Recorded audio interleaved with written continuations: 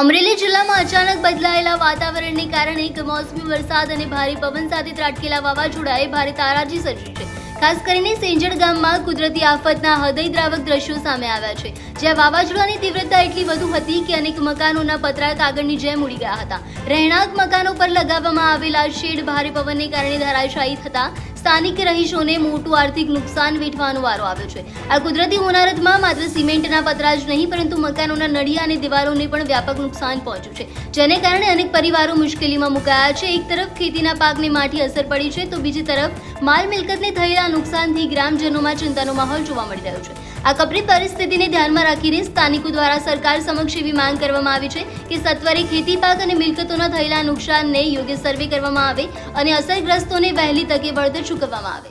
કાલે સાંજે 5 વાગ્યે પવન અને વરસાદ જોરદાર આવતા જેમ તોકતે વાવાઝોડા જેવો પવન હતો અને મારા મકાનનું પતરા અને શેડ બધું ઉડાડી નાખ્યું છે અને ગામમાં પણ ઘણા ખરા નળિયા ને બધી નુકસાની થઈ છે। તો સરકારશ્રીને નમ્ર અપીલ છે કે આની અમને તાત્કાલિક સહાય આપે।